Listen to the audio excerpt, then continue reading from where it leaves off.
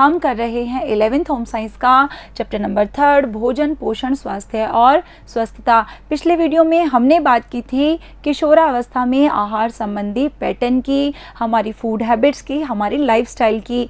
और आज के वीडियो में हम बात करेंगे उस आहार संबंधी व्यवहार में परिवर्तन किस तरह से लाया जा सकता है और हमारी जो खान पान संबंधी आदतें हैं उनको हम कैसे परिवर्तित कर सकते हैं। तो आइए शुरू करते हैं हमारा चैप्टर। किशोरावस्था एक ऐसा समय है जब व्यक्ति प्राधिकार के संबंध में प्रश्न करना आरंभ कर देता है। देखिए, हमने हमारे स्वयं को समझना चैप्टर के दौरान भी बात की थी कि किशोरावस्था के दौरान व्यक्ति सबसे ज़्यादा अपनी हैसियत, अपनी पहचान, अपनी इंडिविजुअलिटी, इन सब के बारे में क्वेश्चन करना शुरू कर देता है, इन सब के आंसर ढूंढने की कोशिश करता है।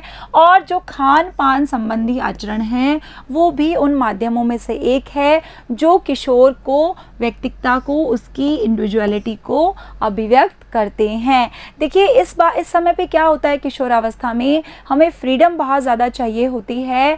हम ये चाहते हैं कि हम ये डिसाइड कर सकें हमें क्या खाना है, कब खाना है, हमें क्या नहीं खाना। इन सब की फ्रीडम हम बहुत ज़्यादा चाहते हैं किशोरावस्था में, यानी कि टीनेज के दौरान। हम बात कर रहे हैं आपकी अवस्था की। आप सभी इस वक्त कौन सी अवस्था में हैं? किशोरावस्था में। अतः कई बार साथियों के कहे अनुसार घर का नियमित खाना न खाना, कहने का आशय ये है कि इस टाइम पे हमारे ऊपर फ्रेंड्स का बहुत ज़्यादा प्रभाव होता है, हम अपने दोस्तों से बहुत ज़्यादा प्रभावित होते हैं। तो हम क्या करते हैं, उस प्रभाव के कारण हमारे घर का ऐसा खाना जो बहुत ज़्यादा हमारे लिए हेल्दी होता है, फुल ऑफ न्यूट्रिशंस होता है, संतुलित भोजन होता है, उसे छोड़कर हम बाहर का खाना खा लेते हैं जो कि हमारे लिए हेल्दी नहीं होता, जो कि स्वास्थ्यकर नहीं होता। तो ये सारे कार्य किशोरावस्था में बिल्कुल एक सामान्य सी बात होती है। पेरेंट्स इस चीज़ को लेके बहुत टेंशन में रहते हैं कि मेरा बच्चा ऐसा करता है, जबकि सारे के सारे बच्चे किशोरावस्था में अक्सर हेल्दी फूड को छोड़कर अनहेल्दी फूड को चूज़ करते हैं, घर के खाने को छोड़कर बाहर का खाना खाते हैं, अपने दोस्तों के, अपने फ्रेंड्स के प्रभाव के कारण। हमारे लिए जीवन शैली और आहार पद्धति को बदलना तभी सरल है यदि हमें विश्वास हो कि हम ऐसा करना चाहते हैं। देखिए, हमें क्यों बदलना क्यों है जीवन शैली और आहार पद्धति को?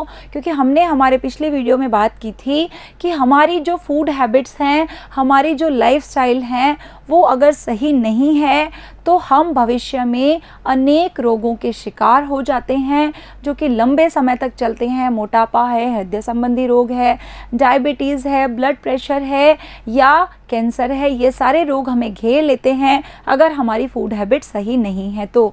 और हम इन हैबिट्स को, हमारी आहार पद्धति को, हमारे जीवन शैली को केवल तभी बदल सकते हैं जब हम खुद ऐसा चाहते हैं, यानी जब हमें अंदर से फील होता है कि हमें खुद को बदलना है, तभी हम बदल सकते हैं। हम किसी के प्रेशर में आके या किसी की सलाह में आकर ऐसा नहीं कर सकते। जब तक हमें खुद से फील ना हो तब तक हम इन सबको नहीं बदल सकते हैं। ऐसे कौन से तरीके हैं जिनसे किशोर अपने खुद के व्यवहार को बदल सकते हैं? तो अब हम बात कर रहे हैं खुद के अंदर चेंजेस की। ऐसी कौन सी टेक्निक्स हैं, ऐसे कौन से तरीके हैं जब हम हमारी फूड हैबिट्स को बदल सकते हैं, हमारी लाइफस्टाइल को, ताकि हम हेल्दी रह सकें। देखिए, कोई भी एक बिल्डिंग होती है वो एक नींव पे टिकी होती है, और हमारी ये जो शरीर है, हमारी ये जो बिल्डिंग है, उसकी नींव क्या है? हमारा स्वस्थ आहार, हमारा हेल्दी फूड। तो अब हम जान लेते हैं वो तरीके जिनसे हम अपने आहार संबंधी व्यवहार में परिवर्तन कर सकते हैं, जिसमें सबसे पहले नंबर पे है टीवी देखने के समय को सीमित करना। अब आपको लग रहा होगा टीवी का भोजन से क्या कनेक्शन है, हमारे खाने के बीच में टीवी कैसे आ गई? देखिए, कुछ लोगों को टीवी के बिना खाना ही अच्छा नहीं लगता। वो चाहे पूरा दिन टीवी नहीं देखें, लेकिन उन्हें ऐसा लगता है कि खाना खाते समय टीवी ज़रूर चला होना चाहिए। और टीवी का क्या प्रभाव पड़ता है हमारे खाने पे? हम जब टीवी देख रहे होते हैं, हमारा सारा ध्यान टीवी में होता है, तो हम या तो बहुत तेज़ी से भोजन करने लग जाते हैं, या हमारा जो भोजन है वो बहुत अधिक स्लो हो जाता है, या हम बहुत ज़्यादा खा लेते लेते हैं या हमें जितना खाना चाहिए उससे कम खा लेते हैं अगर हम टीवी देखते देखते भोजन करते हैं। तो इसलिए टीवी देखने का समय प्रतिदिन लगभग 1 या 2 घंटे तक ही सीमित होना चाहिए। यानी अब हमें क्या चेंज लाना है, हमें डिसाइड कर लेना है कि हमारा जो टीवी देखने का टाइम होगा वो बिल्कुल फिक्स होगा। हम 1 या 2 घंटे से ज़्यादा दिन में टीवी नहीं देखेंगे। फिर चाहे हम वीडियो गेम खेल रहे हैं, कोई प्रोग्राम देख रहे हैं, टीवी देख रहे हैं, कंप्यूटर में गेम खेल रहे हैं, कोई न्यूज़ चैनल है, एंटरटेनमेंट है, सारी की सारी चीज़ें उसमें इंक्लूड होगी। उस 1 या 2 घंटे से ज़्यादा हम टीवी नहीं देखेंगे। आज से ही हमें ये डिसाइड कर लेना है। टीवी देखने में अधिक कैलोरी का उपयोग नहीं होता। क्यों? क्योंकि हम ना ही कोई फिजिकल एक्टिविटी कर रहे होते हैं, ना ही कोई मानसिक परिश्रम ज़्यादा कर रहे होते हैं, इसलिए हमारी कैलोरीज भी बर्न नहीं होती और यह गलत ढंग से खाने को बढ़ावा देता है। गलत ढंग से खाने को टीवी कैसे बढ़ावा देता है? क्योंकि हम टीवी देखते हुए कुछ ना कुछ खाते रहते हैं। कभी अंकल चिप्स खा लिया, कुरकुरे खा लिया, कोल्ड ड्रिंक पी ली, सॉफ्ट ड्रिंक पी ली, तो ये हमारी गलत फूड हैबिट्स के अंदर आता है। और जो लोग ऐसा करते हैं उनमें या तो सामान्य से अधिक भोजन खाने की या अत्यधिक कम भोजन खाने की आदत पाई जाती है। तो हमें दोनों ही हैबिट्स को नहीं अपनाना, ना ही हमें ज़रूरत से ज़्यादा भोजन लेना है, ना ही ज़रूरत से कम लेना है। क्योंकि अगर हम ज़रूरत से ज़्यादा भोजन लेंगे तो वो भी हमारा कुपोषण होता है। कुपोषण यानी कि हमारे अंदर अगर पोषक तत्वों की मात्रा की अधिकता है तो भी प्रॉब्लम है और कम है तो भी प्रॉब्लम है। इसलिए ना ज़रूरत से कम भोजन खाना है, ना ही ज़रूरत से अधिक भोजन खाना है। उसके बाद हमारा सेकंड पॉइंट है खान पान संबंधी स्वस्थ आदतें। यानी अब हमें ये डिसाइड कर लेना है कि हम जो हमारे दिन के तीनों मील हैं, सुबह का नाश्ता, दोपहर का भोजन और रात का भोजन, इनमें से कोई भी मील स्किप नहीं करेंगे। सुबह का नाश्ता तो हम ज़रूर लेंगे चाहे हम कितना ही लेट हो रहे हैं, और वो जो सुबह का नाश्ता होगा वो हमारा फुल ऑफ न्यूट्रिशंस होना चाहिए, पोषक तत्वों से भरपूर होना चाहिए और हेल्दी होना चाहिए। ये हम डिसाइड कर लें। प्रतिदिन 3 बार औसत मात्रा में पूर्ण संतुलित आहार लेंगे। संतुलित आहार यानी कि बैलेंस डाइट। क्या होती है बैलेंस डाइट? इसकी हम पहले बहुत बार चर्चा कर चुके हैं हमारे इस लेसन के दौरान, जिसमें पोषक तत्वों की मात्रा बिल्कुल संतुलित होती है, ना ही कम ना ही ज़्यादा होती है, उसे हम कहते हैं बैलेंस डाइट। और हम पोषक तत्वों से भरपूर नाश्ता लें और कोशिश करेंगे कि हम कोई भी भोजन ना छोड़ें। हम चाहे कितनी भी लेट हो रहे हैं, कितने भी बिजी हो रहे हैं, हम अपने भोजन को नहीं छोड़ेंगे। थर्ड नंबर पे है स्व अल्पाहार यानी स्नैकिंग। स्नैकिंग क्या होती है? पिछले वीडियो के दौरान हमने इसकी बात कर ली थी। अब हमें क्या करना है, दिन में केवल 2 बार स्नैक्स लिए जाने चाहिए। यानी हम ये जो पूरा दिन मुंह चलाते रहते हैं, इसकी बजाय हमें स्नैकिंग कितनी बार करनी है? केवल 2 बार। और स्नैकिंग में भी हमें ध्यान रखना है कि हमें हेल्दी ऑप्शंस को चूज़ करना है। हम किन हेल्दी ऑप्शंस को चूज़ कर सकते हैं, इसकी बात हमने हमारी पिछले वीडियोस में कर ली थी। इसमें हमें कम कैलोरी वाले फूड प्रोडक्ट्स लेने हैं। हम फ्रूट्स ले सकते हैं, वेजिटेबल्स ले सकते हैं, हम सैलेड ले सकते हैं स्नैकिंग के लिए। इतना ही नहीं, भुने हुए चने हमने शामिल कर लिए, मूंगफली को शामिल कर लिया, स्प्राउट्स को शामिल कर लिया हमने, जिसे हम कहते हैं अंकुरित मूंग, मोठ, कोई भी अंकुरित चाट, या हम फॉक्सनट्स यानी फूल मखाने जो होते हैं उनको हमने ड्राई रोस्ट कर लिया और उसे हमने अपनी स्नैकिंग में शामिल कर लिया। तो बहुत सारे हेल्दी ऑप्शंस होते हैं जिन्हें हम अपनी स्नैकिंग में शामिल कर सकते हैं। स्नैक्स के लिए हमें उच्च कैलोरी अथवा उच्च वसा युक्त भोजन, विशेषकर आलू के चिप्स, बिस्किट और तले हुए खाद्य पदार्थों का उपयोग नहीं करना। अब यहाँ पे आपकी सारी फेवरेट चीज़ें आ गई है जिन्हें आपको छोड़ना है। क्यों? क्योंकि ये जो उच्च कैलोरी होती है, जो उच्च वसा होती है, ये हमारे शरीर के लिए बहुत ज़्यादा नुकसानदायक होती है। हमने ज़्यादा कैलोरी या ज़्यादा वसा ले ली तो हम मोटापे के शिकार हो जाते हैं, हमारा वजन अनियंत्रित हो जाता है। और एक बार जब ये चीज़ें शुरू हो गई तो हमारे हार्ट पे, हमारे डाइट पे, हमारे जो मेटाबॉलिज्म है, सब पे इसका बहुत ज़्यादा फ़र्क पड़ता है। तो हमें आज से ही ये जो आलू के चिप्स हैं, मैदे के बिस्किट हैं, फ्राइड चीज़ें हैं, इन सबको छोड़ना है। देखिए, बिस्किट अगर आप लेना भी चाहते हैं, आप आटे के बिस्किट ले सकते हैं, घर पे बिस्किट्स बना सकते हैं, लेकिन मैदे के biscuit, french fries, fried chips, इन सबको हमें छोड़ना है। निसंदेह, यानी कि इसमें कोई डाउट नहीं है कि आप एक आध बार अपना मनपसंद स्नैक ले सकते हैं, क्योंकि आपको अगर मनपसंद स्नैक नहीं मिलता है अपना, तो आपका मन ललचाने लग जाता है और हमें ऐसा भी नहीं करना, तो आप इसे आदत नहीं बनाएंगे, एक आध बार इसको आप ले सकते हैं। उसके बाद है पानी पीना। देखिए ये एक सबसे हेल्दी हैबिट है और हम यूँ कहें कि ये बहुत अच्छी और ज़रूरी हैबिट है हमारे स्वास्थ्य के लिए, हमारी हेल्थ के लिए, हमारी एनर्जी के लिए, हर चीज़ के लिए बहुत ज़रूरी है। रोज़ हमें मिनिमम 4 से 6 ग्लास पानी पीना है। मिनिमम से मेरा आशय आप ज़्यादा भी पी सकते हैं, लेकिन इतना तो हमें कम से कम पीना ही पीना है। फिर चाहे हमें प्यास लग रही है या नहीं लग रही। कई बार हमें प्यास नहीं लगती तो हम दिन में 1 ग्लास पानी भी नहीं पीते हैं। नहीं, हमें किसी ना किसी तरह से इतने ग्लास पानी ऐड ही करने हैं। फिर चाहे हम अलार्म लगाना शुरू करें, अपने सामने हमेशा एक बॉटल रखें, अपने साथ में बॉटल रखें, पानी का ग्लास पास में भर के रखें, ताकि हमें याद रहे कि हमें कम से कम 4 से 6 ग्लास पानी पीना ही पीना है, क्योंकि ये हमारे शरीर के सारी क्रियाओं के लिए बहुत अच्छा होता है। और हमें कोशिश करनी है कि पानी जो है हमें भोजन से पहले पीना है, भोजन के तुरंत बाद में नहीं पीना, क्योंकि भोजन के तुरंत बाद में बहुत सारी हमारे शरीर के अंतर्गत ऐसी क्रियाएं होती हैं जो पानी पीने से उन पर प्रभाव पड़ता है। इसलिए भोजन से पहले पानी पीना है, क्योंकि भोजन खाने के बाद जो जठरा अग्नि होती है उसे पानी शांत कर देता है। पानी में कोई कैलोरी नहीं होती और इससे पेट भरे होने का एहसास होता है। देखिए हम बिना कैलोरीज के भी अपने पेट को भर सकते हैं। कैसे? पानी पीकर। सॉफ्ट ड्रिंक्स और फलों के जूस बार बार नहीं पीने, क्योंकि इनमें ऊर्जा अधिक होती है। देखिए किशोरावस्था में ये जो सॉफ्ट ड्रिंक है, कोल्ड ड्रिंक है, ये एक बहुत ही आम बात होती है। इसका उपयोग हम बहुत ज़्यादा करते हैं। इसमें जो ऊर्जा होती है उसकी मात्रा बहुत अधिक होती है, इसलिए हमें छोड़ना है। और देखिए फलों का जो रस है, जो जूस है, वैसे तो वो हेल्दी होता है, लेकिन आवश्यकता से अधिक मात्रा हर चीज़ की खराब होती है। इसलिए फ्रूट जूसेस को भी हमें बार बार नहीं पीना है। अब हम बात कर रहे हैं डाइट जर्नल की।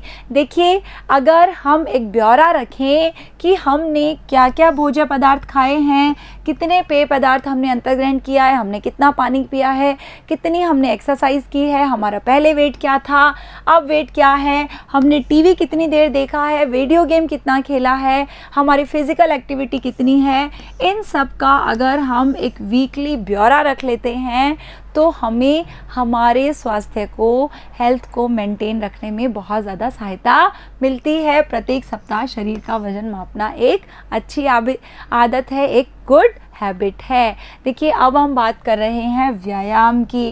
Most essential part of our life, सबसे ज़रूरी हिस्सा है हमारी ज़िंदगी का।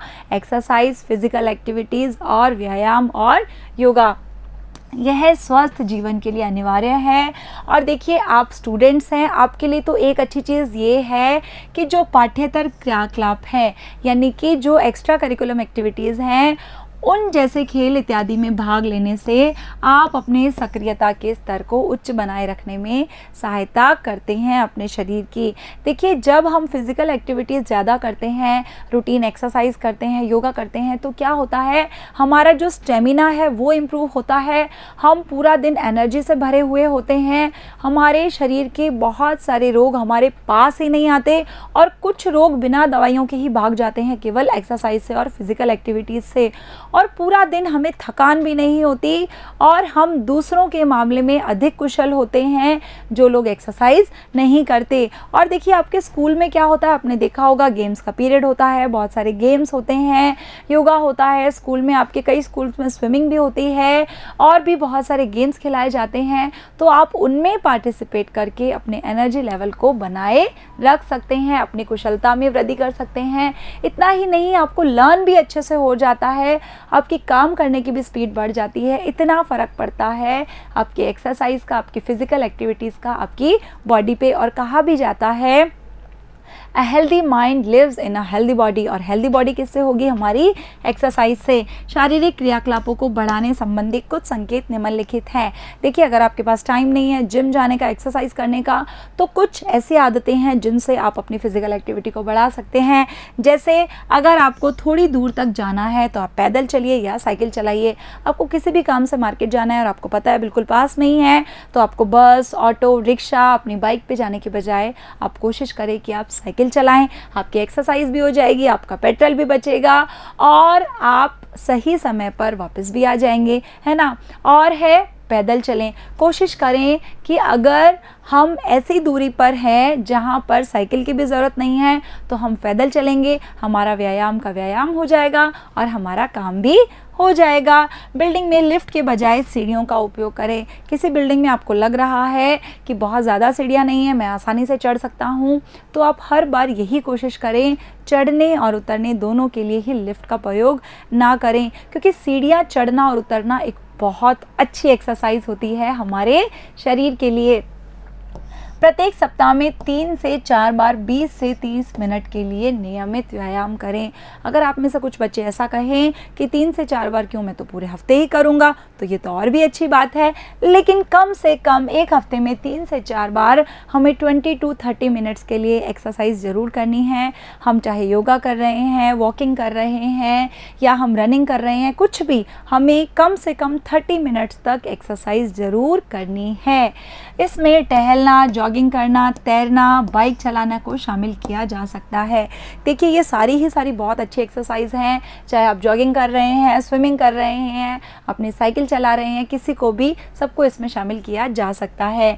खेल की क्रीड़ाएं जैसे रस्सी कूदना, हॉकी, बास्केटबॉल, वॉलीबॉल, फुटबॉल खेलना और योग करना, ये सभी आयु वर्गों के लिए उचित है। कहने का आशय ये है कि जो ये एक्सरसाइज होती है ये ना केवल किशोरावस्था के लिए बल्कि सारे के सारे एज ग्रुप्स के लिए बहुत इम्पॉर्टेंट होती है। हम सारी बीमारियों को किक कर सकते हैं अपने शरीर से इन एक्सरसाइज के द्वारा, जैसा कि हम फुटबॉल और वॉलीबॉल में करते हैं। अब हम बात कर रहे हैं हमारे सबसे इम्पॉर्टेंट टॉपिक की, जो कि है नशीले पदार्थों का उपयोग एवं दुरुपयोग। देखिए, किशोरावस्था में हम अपने फ्रेंड से बहुत ज़्यादा प्रभावित होते हैं और इस अवस्था में हम हर नई चीज़ को ट्राई करना चाहते हैं। तो हम क्या करते हैं, केवल ट्राई करने के लिए एक बार स्मोकिंग, ड्रिंकिंग, इसको हम केवल ट्राई करने के लिए प्रयोग करते हैं और फिर हमें इनकी लत लग जाती है, हम इनके एडिक्टेड हो जाते हैं और जब हमें इनकी आदत पड़ जाती है तो हम इन पदार्थों के बिना नहीं रह पाते। हमें किसी भी कंडीशन में ये मादक पदार्थ, ये नशीले पदार्थ चाहिए ही होते हैं, फिर चाहे हमारे पास पैसा है या नहीं है, और हम इन्हें पाने के लिए अपराध करना, झूठ बोलना, चोरी करना भी शुरू कर देते हैं। और एक बार हम अगर अपराध करना शुरू कर देते हैं तो हमारा पूरा का पूरा जीवन बर्बाद हो जाता है। किशोरावस्था में मादक पदार्थों का सेवन और दुरुपयोग बहुत महत्वपूर्ण और चिंताजनक सार्वजनिक स्वास्थ्य समस्या है। यानी कि ये एक हेल्थ प्रॉब्लम हो गई है पूरे समाज के लिए। सारा समाज चिंतित रहता है अगर कोई किशोर इस अवस्था में नशे का शिकार हो जाता है। किशोरों द्वारा कौन कौन से मादक पदार्थ लिए जाते हैं? तंबाकू, शराब जिसे हम कहते हैं अल्कोहल, मेरिजुआना जिसे हम कहते हैं आम भाषा में गांजा, और अन्य नशीली दवाइयों का व्यापक रूप से प्रयोग किया जाता है। नशीली दवा और शराब के सेवन से किशोरों के पोषण और स्वास्थ्य पर हानिकारक प्रभाव पड़ता है। देखिए, जब हम ड्रग्स लेना शुरू करते हैं या कोई भी नशीले पदार्थों का उपयोग शुरू करते हैं तो हमारे बॉडी के हर पार्ट पर इसका इफेक्ट पड़ता है। हमारी किडनी पर, हमारे लंग्स पर, हमारे लीवर पर, हमारी स्किन पर, आँखों पर, बालों पर, हमारे हर ऊतक पर इसका प्रभाव पड़ता है। और जितने भी पोषक पदार्थ हम लेते हैं वो समझिए कि वो यूं ही वेस्ट जाते हैं, उनका हमारे शरीर पर कोई अच्छा प्रभाव नहीं पड़ता अगर हम नशे का अधिक उपयोग करते हैं। तो ऐसे किशोरों की शारीरिक और मनोसामाजिक पुनर्वास प्रक्रिया में पोषण संबंधी हस्तक्षेप, समर्थन और परामर्श महत्वपूर्ण भूमिका निभाते हैं। देखिए और क्या फ़र्क पड़ता है, हम तनाव से घिर जाते हैं, अवसाद से घिर जाते हैं, तो अगर किशोरों को अच्छा परामर्श दिया जाए तो उनके मेंटल हेल्थ में, उनकी सोशल हेल्थ में फ़र्क पड़ सकता है। अगर उनको अच्छा पोषण दिया जाए और वो फिज़िकल एक्सरसाइज अच्छी करें, अपनी रूटीन अच्छा रखें, तो वो इन सब चीज़ों से बाहर आ सकते हैं और इस स्ट्रेस से, इस तनाव से, इस अवसाद से अपने आप को मुक्त कर सकते हैं। उसके बाद है, अभी तक जो चर्चा हमने की है वो शहरी और अर्ध शहरी क्षेत्रों में रहने वाले किशोरों के संबंध में अधिक संगत है। कहने का आशय ये है कि अब तक हमने जितनी फूड हैबिट्स की बात की है, फिजिकल एक्टिविटीज़ की बात की है, किशोरावस्था के आहार संबंधी पैटर्न की बात की है, वो सारी की सारी बात हमने किसके संदर्भ में की है, हमारे शहरी क्षेत्र और अर्ध शहरी क्षेत्रों में। जो ग्रामीण परिवेश है, यानी कि ग्रामीण क्षेत्र में रहने वाले जो किशोर हैं वो बिल्कुल इससे भिन्न है, क्योंकि ग्रामीण क्षेत्रों में जो लड़के और लड़कियां हैं अक्सर कृषि संबंधी कार्यों में संलग्न रहते हैं, क्योंकि ग्रामीण क्षेत्रों में बहुत ज़्यादा व्यवसाय के ऑप्शंस नहीं होते हैं, व्यापार के ज़्यादा ऑप्शंस नहीं अवेलेबल होते हैं, बहुत ज़्यादा कंपनियां नहीं होती हैं। वहाँ पर परिवार का जो मुख्य व्यवसाय होता है या किशोर और किशोरियों के लिए एक ही काम होता है, वो क्या होता है, कृषि। तो वो शुरू से ही इस कार्य में संलग्न हो जाते हैं। वे अपने माता पिता को मुर्गी पालन, पशुपालन, मधुमक्खी पालन जैसे उद्यमों में भी सहायता कर रहे होते हैं। कृषि के अलावा और क्या क्या होता है ग्रामीण क्षेत्रों में, पशुपालन है, मुर्गी पालन है, मधुमक्खी पालन है, ऐसे छोटे छोटे उद्यम होते हैं। और ये जितने भी कार्य होते हैं, चाहे कृषि है, चाहे ये सब कार्य हैं, इनमें फिजिकल एक्टिविटी बहुत ज़्यादा होती है, उनका शारीरिक कार्य बहुत अधिक होता है शहरी क्षेत्र के बच्चों के कंपैरिजन में। लड़के खेती में सहायता करते हैं। देखिए वैसे तो लड़कियां भी खेती में सहायता करती हैं, लेकिन जो लड़कियां घर पे रहती हैं वो अपने माता पिता की बाकी कार्यों में हेल्प करती हैं, घर का काम करने में, घर के जो छोटे उनके भाई बहन हैं, बच्चे हैं, उनको संभालने में, साफ़ सफाई करने में। तो इन सब कार्यों में लड़कियां हेल्प करती हैं जब उनके पेरेंट्स आजीविका के लिए कार्य करते हैं। आजीविका यानी जीवन जीने के लिए जब वो धन कमाते हैं, तब लड़कियां पीछे से उनकी सारी ये हेल्प करती हैं। इसके अलावा पशुओं के लिए चारा इकट्ठा करने, लकड़ी इकट्ठा करने और पानी लाने का कार्य भी किया जाता है। ग्रामीण क्षेत्र में लगभग हर घर में पशु होते हैं, तो पशुओं का काम भी अधिक होता है। तो ये सारे कामों में मदद कौन करता है, घर वालों की। जो किशोर होते हैं, फिर चाहे लड़का हैं या लड़कियां हैं, पशुओं के लिए चाहे चारा इकट्ठा करना है, घर के लिए चाहे लकड़ी इकट्ठी करनी है या पानी लेने का कार्य है, ये सारे के सारे काम कौन करते हैं, किशोर लड़के और किशोर लड़कियां। तो ये जितने भी कार्य होते हैं ये शारीरिक कार्य करते हैं, तो उनकी ऊर्जा भी उनमें अधिक लगती है। और अगर हम बात करें जनजातीय क्षेत्रों में, तो वहाँ पर जो अधिकांश लोग होते हैं वो वन के उत्पादों पर, उन प्रोडक्ट्स पर ज़्यादा डिपेंड करते हैं, जैसे कि सरस फलों पे, फूल पे, पत्तियों पे, कंद मूलों पर वो निर्भर होते हैं। उन लोगों का काम ही ये होता है इन सब उत्पादों को इकट्ठा करना और इनको अपना रिसोर्स बनाना। वे इन उत्पादों को एकत्र करने और इनको संसाधन करने में अपना समय व्यतीत करते हैं। और देखिए ये जितने भी किशोर होते हैं, ये जितने भी इन कार्यों में संलग्न होते हैं, उनका जो सक्रियता का स्तर होता है वो उच्च होगा, इसलिए उनको जो ऊर्जा संबंधी आवश्यकताएं हैं वो भी अधिक होती हैं। क्योंकि हमने बात की थी शारीरिक कार्य और मानसिक कार्य, इनमें फ़र्क होता है। जो शारीरिक श्रम करते हैं उनको ऊर्जा की अधिक आवश्यकता होती है, इसलिए ग्रामीण क्षेत्र में जो लड़के और लड़कियां इन कार्यों में लगे होते हैं उनकी ऊर्जा संबंधी आवश्यकताएं अधिक होती हैं। किसके कंपैरिजन में, शहरी क्षेत्र के बच्चों के कंपैरिजन में। और किशोरावस्था में वृद्धि के उच्च दर के कारण प्रोटीन संबंधी आवश्यकताएं भी अधिक होती हैं। किशोरावस्था में हमारी जो ग्रोथ है वो बहुत तेज़ी से हो रही होती है और उस वृद्धि के लिए सबसे इम्पॉर्टेंट जो हमारा पोषक तत्व है वो क्या होता है, प्रोटीन। इस समय प्रोटीन की आवश्यकता भी हमारे शरीर में बढ़ जाती है। इसलिए ग्रामीण क्षेत्रों के अत्यधिक गरीब समुदाय में किशोरों के कुपोषित होने की संभावनाएं अधिक होती हैं। क्यों होती हैं? क्योंकि उन परिवारों के पास इतना पैसा नहीं होता कि वो अपने बच्चों को सारे पोषक तत्व दे सकें। इसलिए वहाँ पर जो गरीब समुदाय के बच्चे हैं, जो किशोर हैं, वो कुपोषण के शिकार हो जाते हैं। देखिए, कुपोषण 3 तरह का होता है, इसकी बात हम पहले भी कर चुके हैं। अगर हम आवश्यकता से कम ले रहे हैं उसे हम कहेंगे अल्प पोषण, वो भी कुपोषण है। हम आवश्यकता से अधिक ले रहे हैं, वो भी कुपोषण है। और हम असंतुलित मात्रा में ले रहे हैं तो वो भी कुपोषण होता है। तो गरीब समुदायों में क्या होता है? अल्प पोषण होता है, जो कुपोषण का एक प्रकार है, क्योंकि उनके पास संसाधन कम होते हैं, उनके पास धन कम होता है। इसलिए जो किशोर हैं वो अल्प पोषण के यानी कुपोषण के शिकार हो जाते हैं। उनमें लड़कियां विशेष रूप से रक्त अल्पता। देखिए, रक्त अल्पता क्या होता है? जिसे हम कहते हैं एनीमिया। हमारे खून में लौह तत्व की कमी हो जाती है। और मैंने आपको बताया भी था, ये जो लौह तत्व है वो हमारे HB के हीमोग्लोबिन के निर्माण में सहायक होता है। बच्चों, आप मुझे जल्दी से बताइए ऐसे कौन से फूड प्रोडक्ट्स हैं जिनमें लौह तत्व भरपूर मात्रा में होता है। आप जल्दी से इसे अपनी नोटबुक में लिखिए और फिर मैच कीजिए कि क्या आपने सही आंसर दिया है या नहीं दिया है। तो लड़कियों में विशेष रूप से एनीमिया हो जाता है, उनमें खून की कमी हो जाती है, क्योंकि किशोरावस्था में उनका पहला मासिक धर्म भी शुरू हो जाता है।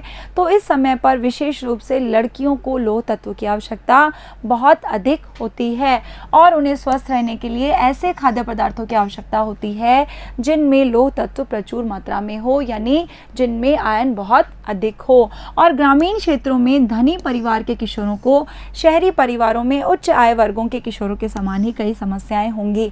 देखिए, हम अगर कंपैरिजन कर रहे हैं शहरी क्षेत्र का और ग्रामीण क्षेत्र का, तो शहरी क्षेत्र में अगर कुछ ऐसे परिवार हैं जहां अतिपोषण की जो समस्या है वो है, तो ग्रामीण क्षेत्र में भी बहुत सारे ऐसे परिवार होते हैं जो धनी होते हैं, तो उनके किशोरों को भी वही समस्याएं होती हैं जो शहरी क्षेत्र में उच्च आय वर्ग वाले लोगों को होती है। क्यों?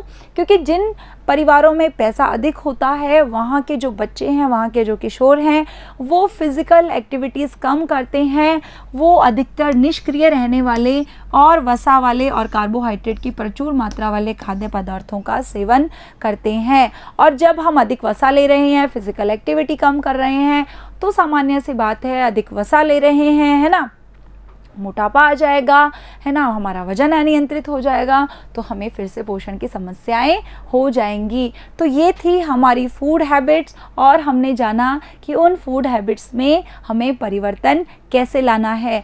और अगर हम उन फूड हैबिट्स में परिवर्तन नहीं लाते हैं तो हम बीमार हो जाते हैं और किशोरावस्था में बहुत सारी विसंगतियाँ भी आ जाती हैं।